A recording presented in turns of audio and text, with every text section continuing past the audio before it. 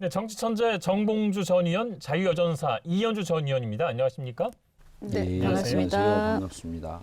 자, 먼저 이번 주에 두 분의 마음을 사로잡은 뉴스부터 소개하겠습니다. 주주의 금주컷, 먼저 이현주 전 의원이 뽑아온 컷입니다. 네, 저는 요즘에 그 DP 드라마요? 네, 예. 드라마를 열심히 보고 있는데 아직 다 못 봤습니다.만 네. 근데 최근에 그 대선 주자들이 또 열심히 예. 보고 계신 것 같아요. 그 어제 보니까 이재명 후보와 또 홍준표 후보 한마디씩 하셨더라고요. 오병재 공약을 내세우기도 했어요. 홍준표 의원 같은 네, 저는 아직 멀긴 했지만 아들 가진 엄마로서 이 군 입대 문제 관심 많거든요. 네. 앞으로 계속 인구가 줄어들어요. 그래서 현실적으로 징병제를 지금 현재 상태로 유지하기 굉장히 어렵다고 생각이 들고요. 저는 이 군 문제를 현실에 맞게 개혁하는 의미에서 사실은 이제 바로 모병제를 도입하는 것은 조금 시기상조의 면도 있지만 예. 그러나 모병제를 전제로 어떤 로드맵을 마련해야 된다는 점에 대해서는 전 동의를 합니다. 네, 군 문제를 또 사회 이슈로 끌어올린 데는 역할을 하고 있는 것 같고요. 그럼요. 군 개혁은 핵심이 그거예요. 저는 모병제, 징병제 이렇게 얘기하는데 군 개혁은 군 사법제도의 개혁이에요. 군은 군대에서 그 범법 행위를 하면요, 군 재판 사법부에서 재판을 받거든요. 거기서 다 이리 봐주고 저리 봐주고 다 꿍짝꿍짝하면서 다 끝납니다. 예, 그러니까 사망 사건이 발생했을 때 원인을 잘 찾지 못하는 경우가 이제 있죠. 그래서 사회 전체 의문사 대비 군 의문사가 더 훨씬 크잖아요. 그게 독자적인 사법체이기 때문에 그렇습니다. 예, 저도 군 생활이 좀 떠올리긴 했습니다. 정봉주 의원님께서는 어떤 기사를 뽑아오셨습니까? 저는 이번 주에 이제 메시, 리그앙, 네. 프랑스 파리 프로축구 리그, 생제르맹 있죠. 예, 네. 리그앙의 전 세계 랭킹 4위인가 그럴 거예요. 근데 거기 이제 메시가 데뷔했어요. 예, 예. 메시가 공 잘 차는 이런 거보다도 저는 개인적으로 관중석에 꽉 찬 관중들이 마스크를 다 벗고 있는 모습. 네. 우리는 특히 이제 약에 많이 의존하는 거에 비해서 유럽 국가 이런 데는 인간의 개인적인 자생적 면역력이 강화시켜야 된다 이런 것 때문에 빨리 위드 코리아로 전환을 예. 했거든요. 영국도 전환을 했고 그 장면 보면서 우리도 관리를 잘하고 있기 때문에 빨리 위드 코로나로 전환을 좀 했으면 하는 것 때문에 저는 메시 데뷔전을 봤습니다. 예. 예. 자, 이른바 윤석열 전 검찰총장의 고발 사주 의혹. 첫 보도 이후에 이제 언론과 정치권을 통해서 팩트도 추가가 되고 또 당사자들의 주장도 이제 계속해서 나오고 있습니다. 제가 그렇게 무섭습니까? 저 하나 그런 공작으로 제거하면 정권 창출이 그냥 됩니까? 저를 국회로 불러주십시오. 당당하게 저도 제 입장을 얘기하겠습니다. 치사하게 숨어서 오지 말고. 범건 고발장 등을 받았는지는 기억나지 않고 이를 확인할 방법도 없습니다. 네, 제가 볼 때는 이건 어쨌든 의도를 가지고요. 야권의 1위를 달리고 있는 이제 윤석열 후보를 찍어내기 하는 것이다. 예. 네. 예전부터 그런 공작 내지는 음모가 계속 있어 왔는데 윤석열 후보 찍어내기인데 또 이번 건은 또 특이하게도 네. 약간 여야 협공으로도 좀 보이는 것 같아요. 네. 정치 공작인데 여야가 다 포함되어 있다. 이런. 그런 느낌이 좀 있습니다. 예, 예. 네. 자, 일단 정리를 하셨고 봉도사님께서 좀 정리해 주시죠. 저는 윤석열 전 총장 후보가 스스로 함정에 빠졌다고 생각을 해요. 그러니까 이 사건 자체가 핵심이 뭐냐면 지난해 총선 앞두고 4월 3일, 4월 8일 두 번에 걸쳐갖고 고발을 좀 접수해달라라고 하면서 현재까지 나와 있는 보도에 예. 따르면 손준성 검사가 김웅 후보에게 전달을 했고 김웅 후보가 당 법률위원회인가에 그쪽으로 넘겼다는 거거든요. 그게 작년 4월 3일 날 있었던 게 왜 지금 노출이 됐느냐. 이게 문제거든요. 그럼 지금 노출되면 예를 들어 손준성 검사는 수사정보 정책관이었었죠. 어떤 범죄가 어떻게 수사되고 있는가라고 하는 전체 정보를 이쪽에서 받아내는 허브고 그러니까 손준성 검사는 당시 윤석열 총장의 가장 믿을 만한 핵심 지위에 있었던 사람이죠. 자, 만약 손준성 검사가 쓴 것이 분명하다고 한다면 이것은 윤석열 대검총장이 몰랐을 리 없고 만약 그런 공작이 됐다 이루어졌다고 한다면 윤석열 총장이 이거로부터 자유로울 수 없다는 거예요. 네. 뭐 결론은 조금 결은 다르지만 정치 공작으로 또 보는 거네요. 자, 그래서 이게 실체적 진실에 좀 다가가기 위해서 의혹이 커지고 있는 부분, 궁금한 점을 또 하나씩 따져보겠습니다. 예. 고발장은 누가 작성했다고 보시나요? 주로 얘기를 할 때 보면 당연히 이제 검찰에서 했다는 걸 전제로 얘기를 많이 하거든요. 근데 지금 밝혀진 바는 없어요, 사실. 그런데 이 사안을 보면 모든 것의 중심이 김웅 의원입니다. 그죠?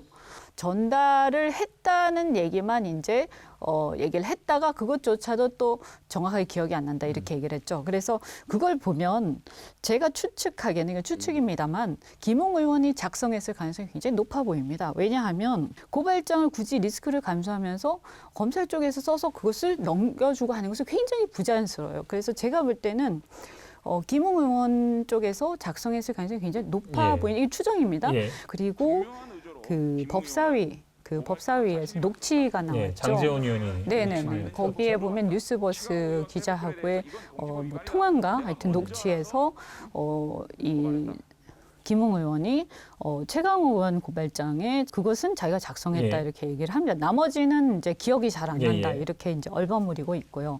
그래서 제가 볼 때는 이제 그 김웅 의원이 작성했을 가능성이 굉장히 높고 그랬기 때문에 그것이 전달이 된 거죠. 자, 4월 8일 날 지금 말씀하시는 게 이제 4월 8일 날 고발장인데 그것은 최강욱 의원을 선거법 위반으로 그 추가 고발한 거예요. 네.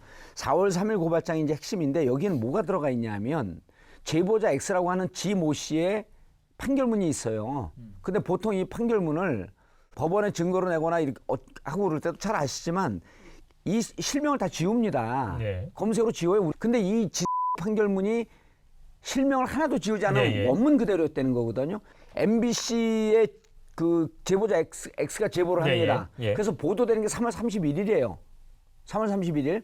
그럼 3월 31일 날 보도된 걸 갖고 4월 3일 날 이 고발장을 이렇게 완벽하게 20쪽이 넘는 20쪽 가까이 되는 걸 쓰기에 물리적으로 현실적으로 불가능하고 첫 번째 판결문을 구할 수가 없어요. 근데 판결문이 첨부가 되어 있거든요. 두 번째 MBC 보도는 3월 31일 날 되어 있고 그로부터 3일 뒤에 고발장이 넘겨집니다. 그래서 이것을 도저히 김웅 의원이 쓸 수 없을 뿐만 아니라 87차례 이 자료가 넘어갔다라고 하는데 보도가 나온 거 이런 등등을 다 캡처해갖고 거기에 첨부가 된 거거든요. 4월 8일 날 거는 지금 핵심적 쟁점이 아니야. 지금은 4월 3일께 전체 내용이 다 들어가 있고 여기에 가족 내용도 있고 그렇기 때문에 4월 3일 날 고발장을 누가 썼냐니까 이거는 지금 기억이 안 난다. 예. 이제 예를 들어서 자기가 다 쓰진 않았더라도 뭐 어딘가에 도움을 받았을 수도 있겠죠. 그다음에 자료라든가 판결문이라든지 이런 것들도 자기가 또 알아서 또 도움을 받았든지 또 그런 건 출처나 이런 것도 수사를 해야 네. 되지 않겠습니까? 근데 이제 이런 거를 보면 어쨌든 김웅 의원이 상당히 어떤 그 과정에서 중심 중심에 들어가 있는 인물이었다. 거죠. 예, 예. 그것은 확실한 것 같고요. 그다음에 이게 만약에 검찰이 중심이 되어서 이것을 시작을 했다라고 하면 특히 이제 윤석열 후보 자체가 이것을 묵시적이든 또 명시적이든 시작이 됐다라고 하면 이렇게 허술하게 할 리가 없어요. 그렇지 않습니까? 근데 이게 실제로 보면 어쨌든 실패한 교사예요. 그래서 결과물이 하나도 안 나왔단 말이에요. 고발장 하나 접수가 네. 돼 있는데 결과물 안 나오지 않았어요. 네. 이게 이런 거죠. 그 추정입니다. 추정인데 뭐냐면 법률심사위인지 넘어갔어요. 그리고 이것을 그때 당시에 저는 당에서 대단히 심도 있게 검토가 됐는데 위험하잖아요. 야권 인사를 처벌해달라고 고발장을 낸다? 무척 위험한 건데 지금 이제 언론사들이 그걸 추적을 하고 있어요. 이 고발장 원본을 본 기자들이 실제로 검찰에 고발된 내용과 이 고발장을 비교를 하고 있어요. 비교했죠. 해서 예. 대부분 문구가 같다는 똑같다? 것까지 예. 확인을 했죠. 예. 그래서 그럼 최강욱 많이 나왔죠, 의원 이제. 같은 경우에는 네. 고발을 당해서 1심에서 명예훼손으로 벌금형을 받았죠. 그냥 어쨌든 간에 뭐 그것은 아니, 뭐 잠깐만요. 제가 되니까 뭐 그것은 아니, 처벌을 잠깐만요. 받았을 거고 제가 잠깐만요. 없는데 처벌받은 건 네네. 아니니까요. 그럼 뭐 그렇게 얘기하는 건 좀 그렇고. 지금 1심에 있는 사람을 1심 끝난 거를 네. 죄가 있으니까 처벌을 받다 이렇게 얘기하면 헌법 정신을 위배하는 거예요. 저는요. 아니 상상을 해보세요. 문투 심지어는 최강욱 의원의 그 생년월일을 잘못 기록을 했거든요. 이 고발장에 양쪽이 똑같아요. 다 잘못된 거. 상당한 내용이 다 일치한다는 거 아니에요. 그것도 언론 보도 지금 많이 나와 있고. 그건 뭐 나온 내용이고요. 네, 이거 이제 김웅 의원 얘기를 왜 하냐면 이 고발장 접수처로 기재된 게 공공수사부 부장이잖아요. 그런데 배용원 검사가 사실은 이분은 이제 윤석열 사단이 아니고 추미애 사단으로 굳이 분류를 하려면 할 수가 있죠. 그 당시에 말하자면 그 김학의 출금 그 당시에 김학의 출금 때 이 출금 사건을 수사하는 거를 좀 이렇게 못하게 하는데 이제 활약을 했다. 이렇게 이제 사람들이 인식을 하고 있는 분이기 때문에 이제 추미애 사단은 분류가 이릉되시는 분이라서 이 공공수사부장인 배용원 검사한테 이 사건을 수사 의뢰한다라는 것은 상당히 상식에 맞지가 않죠. 그래서 저는 이 고발장을 윤석열 후보 측에서 작성을 했을 리가 없다. 바보가 아닌 이상. 예. 저는 그렇게 보이고요. 그래서 그거는 어떻게 보면 이제 배용원 검사는 순천고 출신이시거든요. 그래서 이제 그렇게 보면 김웅 의원이 순천고 출신이시잖아요. 예. 그래서 자기 선배한테 또 그런 것도 있지 않았을까? 이건 이제 추정입니다. 네네. 고발장의 주체가 된 분은 김웅 의원일 것 같다라는 추정이시고요. 예, 국민의힘 지도부하고 윤석열 캠프하고 약간 온도 차이가 있어요. 예. 그러니까 국민의힘은 민주당의 공세라고 하는 윤석열 그 주장을 받아들이긴 하지만 지금 국민의힘에서 이것을 세게 민주당을 공격을 안 하고 있거든요. 예. 왜냐하면 검찰 출신들이 많잖아요. 그럼 이 고발장을 보면 특히 검찰 출신들은 이게 어디서 작성됐는지 많이 나오는 거거든. 그래서 나는 국민의 그 윤석열 캠프가 저 스탠스가 지금 무척 위험하다고 보고 검찰이 그때 당시에 정치권에 영향을 주기 위해서 이런 정치 공작을 실제로 했다고 한다면 이것은 검찰이 책임져야 될 문제이다라고 하면서 발을 끊는데 처음엔 약간 그런 스탠스를 보였어요. 처음에는. 그러다가 이제 지금은 윤석열 캠프에서 나오니까 이제 위야무야하고 있는 상황인데 고발 사주 의혹이 일고 있는 문제의 고발장을 국민의힘 전신인 미래통합당이 검찰에서 건네받은 것으로 보이는 자료가 속속 확인되고 있습니다. 당시 법률지원단장인 정점식 국민의힘 의원이 자신이 당에 초안을 전달한 사실도 시인하면서 당이 적극 개입한 것으로 보이는 정황도 드러나고 있습니다. 정점식 의원은 YTN과의 통화에서 자료 참고를 위해 당시 당무감사실장이 법률위원인 조모 변호사에게 초안을 준 것은 맞다고 밝혔습니다. 다만 의혹의 핵심 가운데 하나인 초안 입수 경위는 알지 못한다고 답변했습니다. 당 조직 개입 정황이 드러나면서 국민의힘도 당 차원의 공식 대응에 들어갔습니다. 저는 이 사건을 어떻게 보냐면 이 내부의 권력 투쟁 과정 속에서 의도적으로 나왔다 이게. 김웅도 진천 연수원에 있다가 마지막에 옷을 벗었거든요. 그러니까 윤석열 사단으로 분류돼갖고 이른바 인사에서 물을 먹고 옷을 벗은 친구인 걸 알고 있어요, 제가. 올해 6월 11일까지는 제가 보기에는 검찰 출신이고 당의 검찰 출신 의원들이 많으니까 검찰 때를 못 뽑고 있었겠죠. 그런데 김종인 위원장을 만나면서 김종인 위원장이 젊은 친구들이 출마를 좀 해야 된다. 라고 하는 거 갖고 제일 먼저 출마했어요. 그래갖고 당대표 말씀하시는 거죠? 예, 예. 6월 11일 날 이제 그 국민의힘 전당대회 때 당대표로 출마했는데 이준석 대표가 출마하면서 둘이 거의 같은 그 결로 움직였어요. 그러면서 요 무렵에 저는 그 김웅 의원이 검찰은 과거 친정이고 지금은 김종인이라고 하는 큰 우산 속에서 이준석과 함께 정치를 하고 있는데 누구의 추천인지 모르지만 유승민 캠프로 지금 들어갔단 말이에요. 예. 저는 이런 것이 이번 사건이 폭로된 것과 무관하지 않다고 보는 거예요. 김웅 네. 의원은 처음부터 이제 유승민 후보의 추천으로 공천을 예. 받으셨죠. 처음부터 예. 정계 입문 자체를 유승민 후보의 추천으로 하셨고요.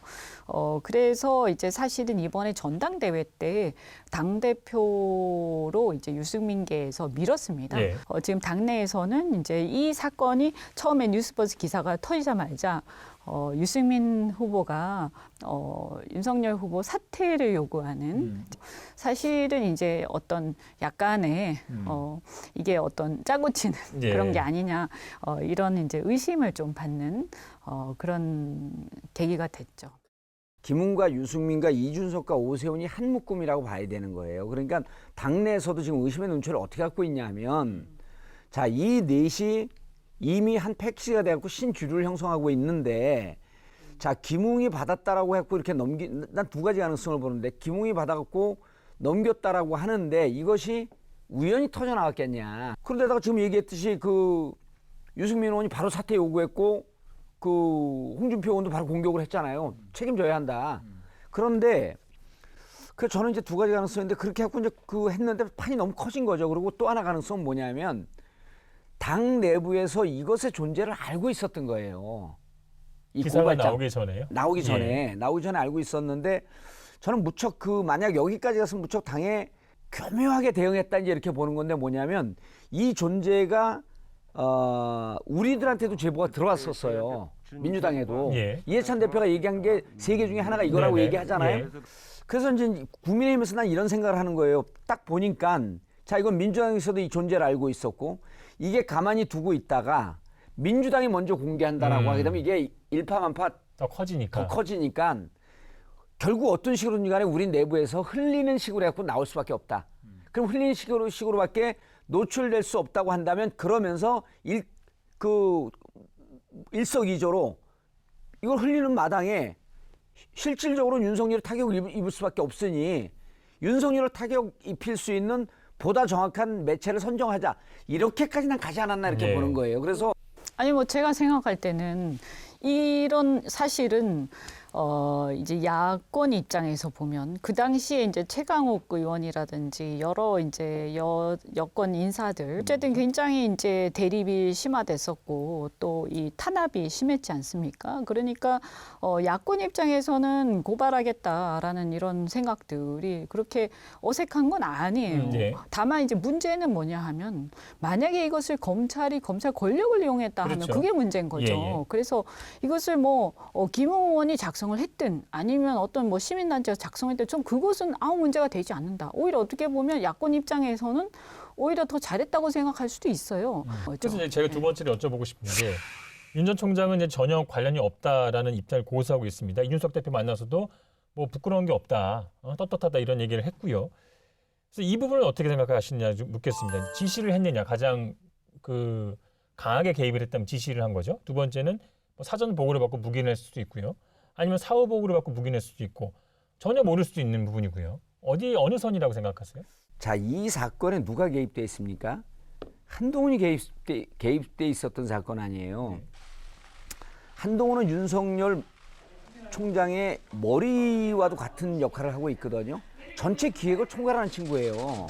대윤, 소윤, 한동훈 이게 한 묶음 아닙니까? 근데 3월 31일 날 기사 MBC 언론 보도 핵심이 뭐냐면 채널 A와 한동훈이 연락을 하면서 이 사건을 조작하려고 했다는 거 아니에요? 윤석열 총장이 모른다? 이러면요. 이거는 그 국민의힘에서 윤석열 모른다고 하는데 이렇게 디펜스하면 그건 윤석열의 거짓말을 바늘도둑으로 소도둑으로 만들어주는 거예요. 그래서 저는 사실요. 만약에 진짜 입장을 바꿔놓고 고발이 굳이 필요하다라고 하면 이렇게 복잡하게 할 이유가 없어요. 아니 뭐하러 이렇게 합니까? 그때 3월 31일 날 이렇게 멍청하게 할 이현주 의원님, 이유가 있어요? 3월 31일 날 그 보도한 게 검찰 조직이 휘청휘청할 정도의 아니 큰 그러니까 보도였어요. 그건 알겠는데 그런데 제가 아니, 말씀드리지만요. 잠깐 보세요. 아니 잠깐만요. 제가 말씀드리지만 그런데 내가 정리한 다음에. 수사라는 거는 잠깐만요. 제가 일단 얘기 들어보죠. 중이었으니까 우리 수사라는 것은요. 이게 재판하고 달라가지고 수사는 수사기관이 주도하는 것이에요. 그래서 고발장이 완벽하지 않아도요. 일단 고발만 들어가면 되는 거예요. 그러니까 수사를 하다가 고발이 좀 더 보완이 필요하다 그럼 고발 좀 보완해 주세요라고만 하면 얼마든지 수사기관이 주도해서 할 수 있는 겁니다. 네, 그렇다면 그래서 제가, 예. 고발장을 그렇게 정성 들여서 쓸 필요도 없고 뭐 누구가 어떻게 해라라고 막 이렇게 복잡하게 할 이유가 하나도 없어요. 그렇다면 이렇게 이게- 왜 예. 복잡하게 멍청하게 합니까? 왜 그런지 설명해 드릴까요? 김웅 왜 그런지 설명을 드릴까요? 이 고발장이 접수가 되면요. 바로 이 고발장 거의 전면이 그때 당시 어떻게 됐었냐면 언론과 주고받고 하는 과정이거든요. 고발장이 접수되는 순간 그게 기사가 다 나갑니다. 그러니까 이 검찰에서 서둘러서 4월 3일, 4월 8일, 4월 15일 총선 앞두고 서두른 거예요, 이게. 아니 근데 보세요. 결국에는 보도도 못 나가고 총선 전에 접수도 안 됐잖아요. 아니 그렇게 제대로 못하는 검찰이 어디 있습니까? 그렇게 제대로 용의주도하게 했었어야지. 그런 식으로 보면 검찰의 이건 악행이고 검찰 구데타라고 그러잖아요. 아니 저는 그러니까 이게 말이 안 된다는 말이 얘기예요. 안 되는 게 아니죠. 이 고발장 보세요 좀. 저는 검찰이 이렇게 아니 했을 야당이 거라고 검찰 생각이 안 하수 돼요. 조직입니까? 고발한다고 무조건 해요? 아니 그게 아니죠. 그 기문도 딱 야당한테 받고. 굳이 이렇게 할 필요가 기문도 없다는 받고 거죠. 자기들 검찰 그 하수인 줄 알고 줬는데 기문이 보니까 이게 심각한 거예요.